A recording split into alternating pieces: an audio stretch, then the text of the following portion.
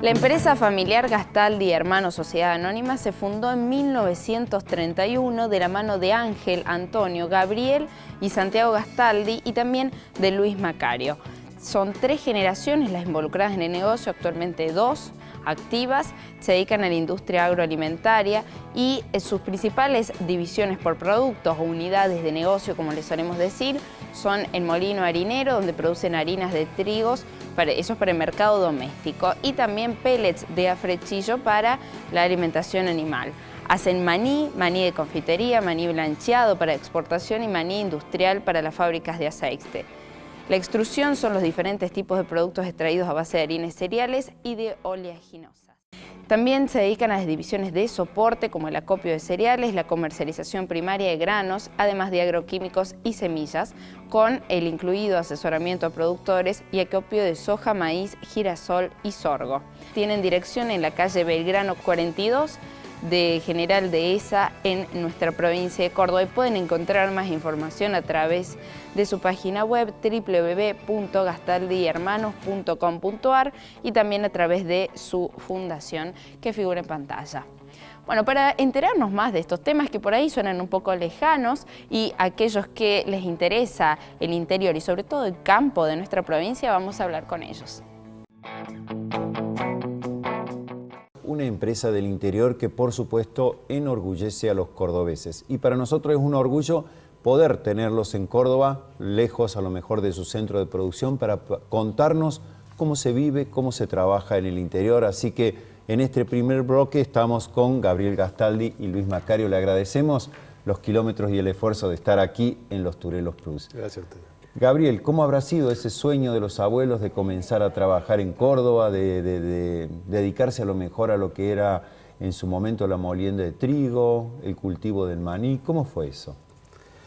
Y bueno, fue una historia que tiene, si bien digamos la empresa nace en el año 31, la historia comienza, diría yo, a principios de siglo, ¿no? Y nace en un pueblito muy chiquitito de Italia, que se llama Le Valdigi. Le Valdigi. Le Valdigi. Es un pueblito de la provincia de Cuneo. Ahí nació mi bisabuelo, José Gastaldi. Bueno, él es el que viene a Argentina y se instala en esa época en un pueblo que todavía ni siquiera se llamaba General Dehesa. En esa época se llamaba La Agrícola, era como una colonia. Como una colonia, exactamente. Como una colonia donde en realidad lo único que había era el ferrocarril y muy pocas casas. Claro. Y bueno, ahí mi bisabuelo decide instalarse. Comenzar un sueño. Ahí comienza un poco el sueño. Después, bueno, él tiene 9 hijos, 5 varones y 4 mujeres. Y de los hijos empiezan a trabajar todo lo que es la actividad agrícola, fundamentalmente en esa zona, ¿no?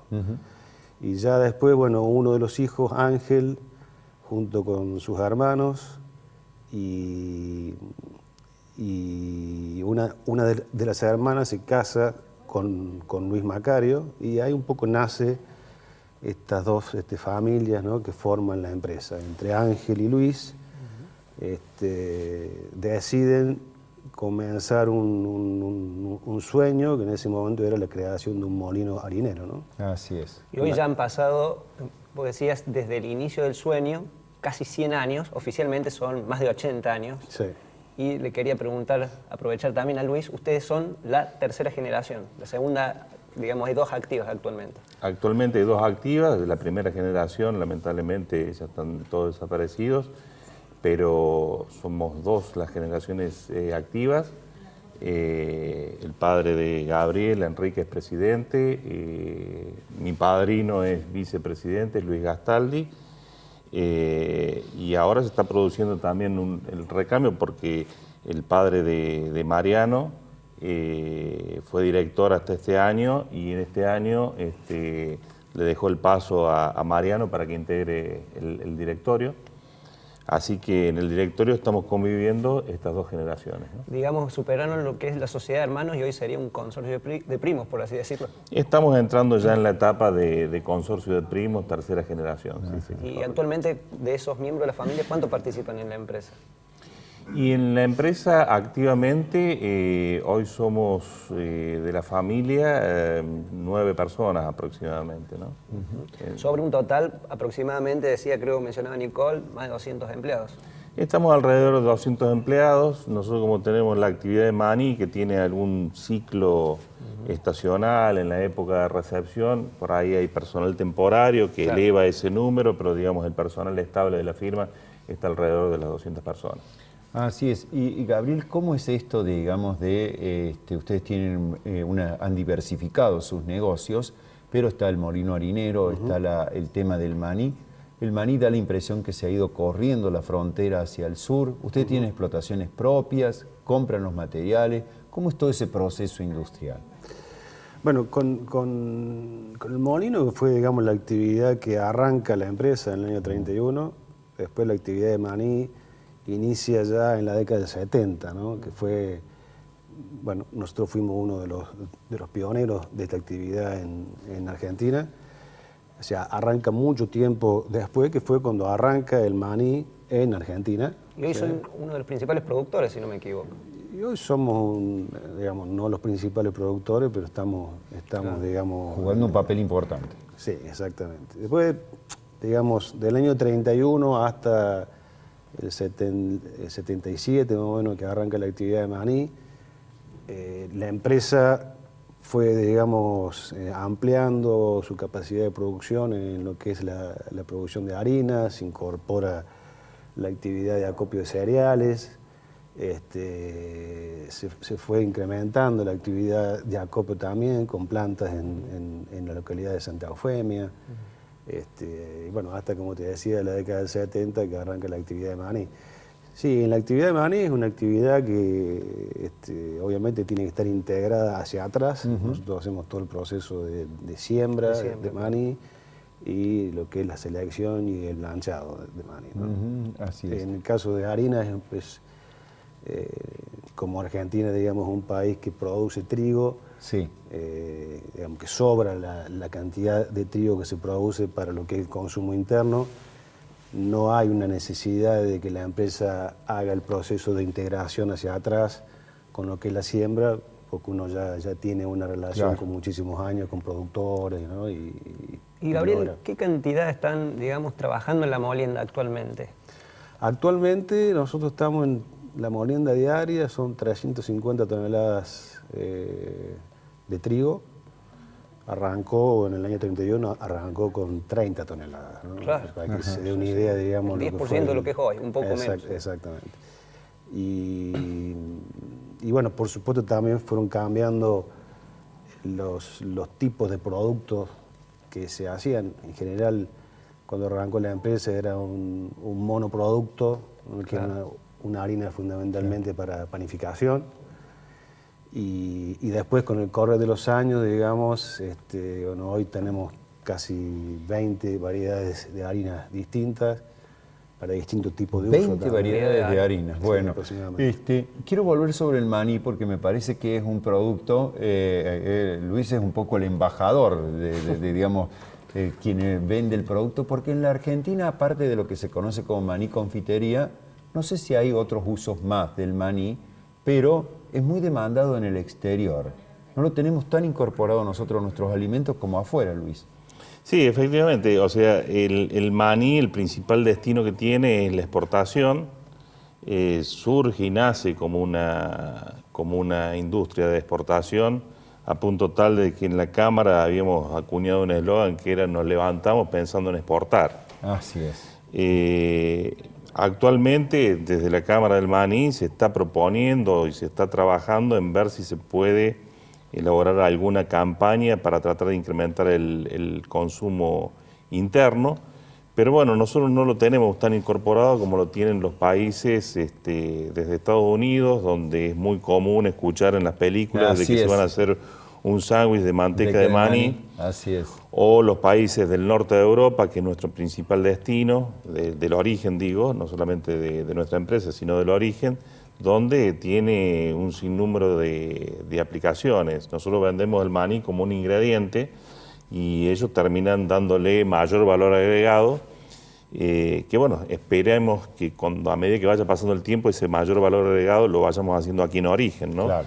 Pero hoy tenemos barreras arancelarias que no nos permiten elaborar y exportar estos productos porque quedamos fuera de competencia, pero básicamente los usos son desde un maní frito que se come con la cerveza, sí. O algún maní con cobertura, como así un maní japonés o algo salado, pero también maní con chocolate, manteca de maní, y hay en Holanda, fundamentalmente, hay un producto que se llama salsa saté, que es una salsa que está hecha en base a maní, que ellos, digamos, la incorporaron de su colonia cuando Indonesia era colonia holandesa.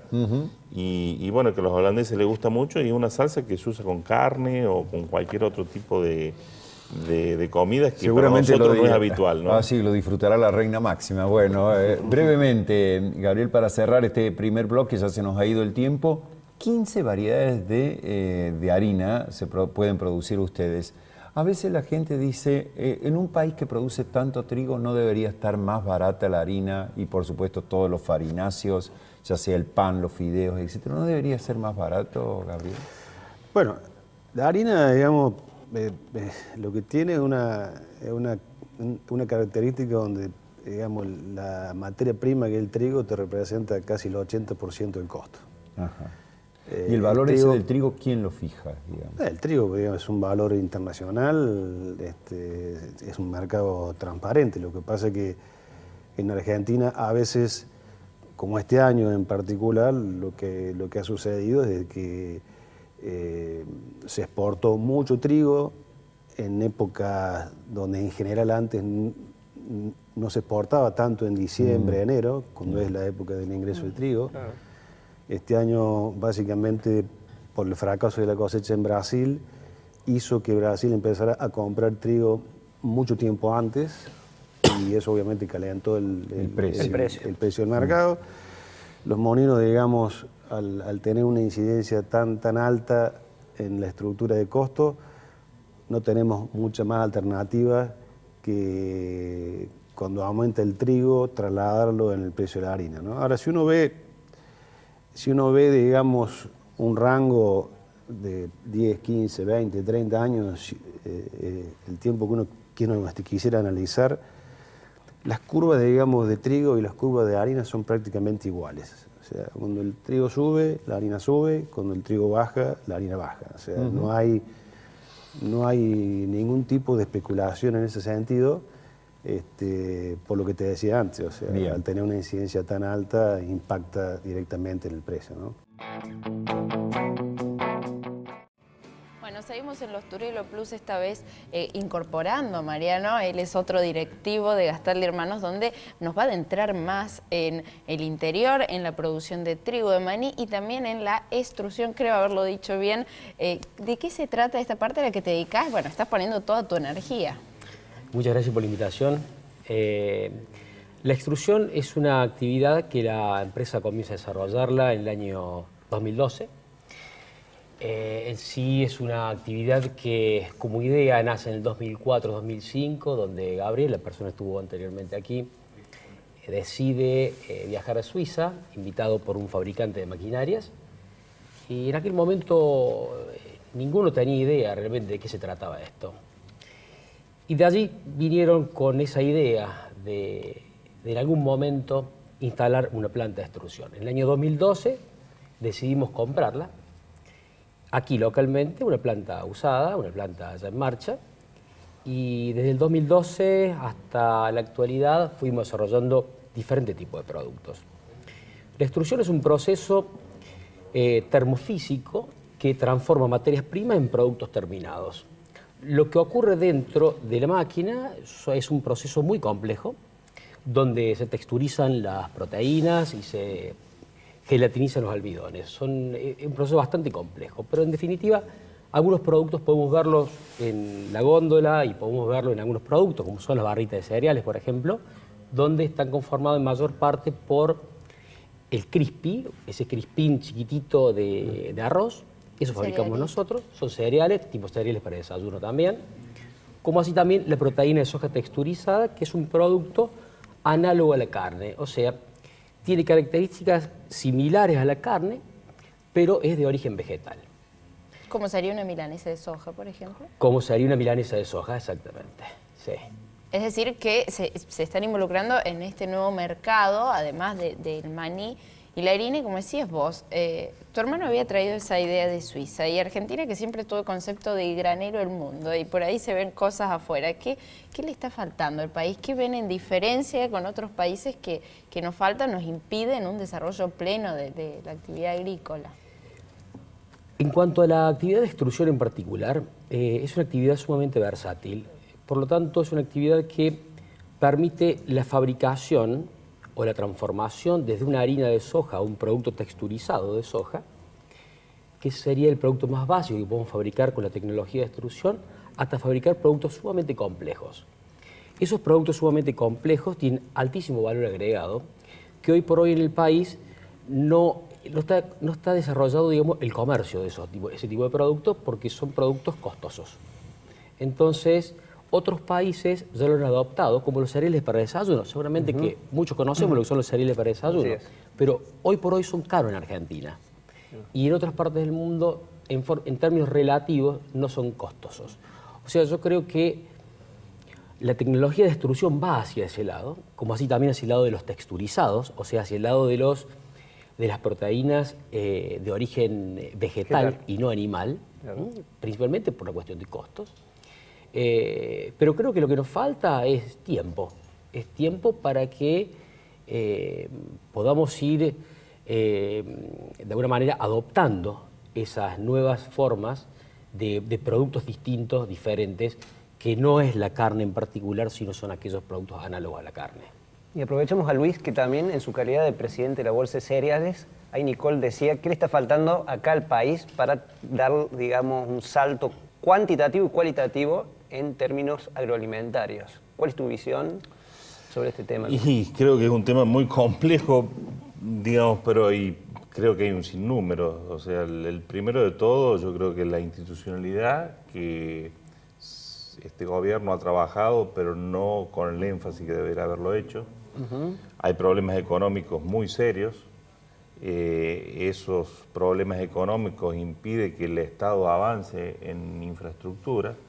Creo que el mismo presidente decía que él quería ser un canchero, en el sentido de no de canchero de piolas, digamos, ¿no? Sino canchero del que cuida la cancha. Claro. Dejar una cancha ordenada, prolija, para que el sector privado ahí pueda desarrollar su juego. Claro. Y dentro de esa tarea, el tema de la infraestructura es muy importante. Lo que pasa es que cuando vivimos en un contexto inflacionario, al que no se lo puede derrotar, realmente para el sector privado se le hace difícil. Es como que estamos en una cancha que está muy poseada.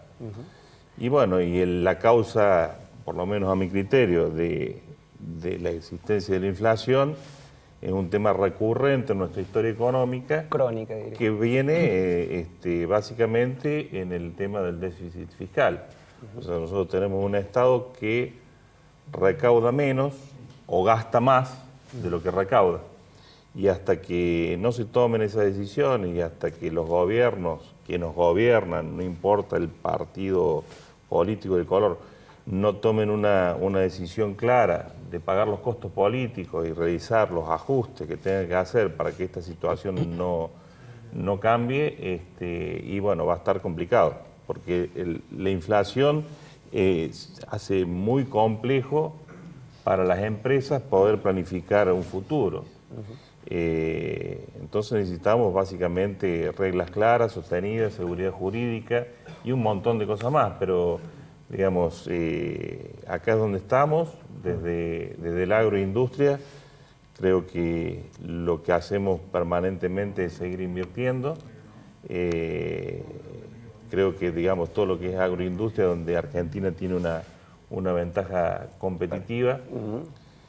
Y bueno, creo que tenemos que tratar de seguir peleando para que las cosas se enderecen. Recién escuchábamos las cifras de lo que era la cantidad de la molienda. En términos de cuantitativos, ¿ha sido un buen año para ustedes? Mira, nosotros ya desde hace un tiempo importante venimos teniendo buenos resultados, no nos quejamos.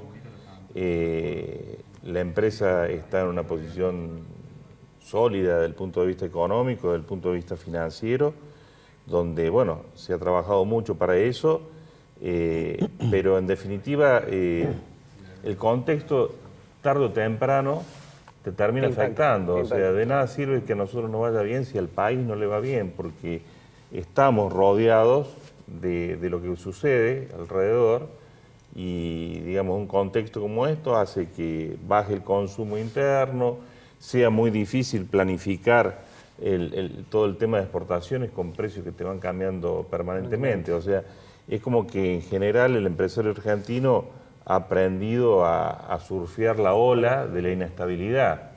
De hecho, que por ahí muchas veces a los argentinos son muy requeridos como recursos humanos en otros lugares por su rápida capacidad de adaptación a contextos complicados.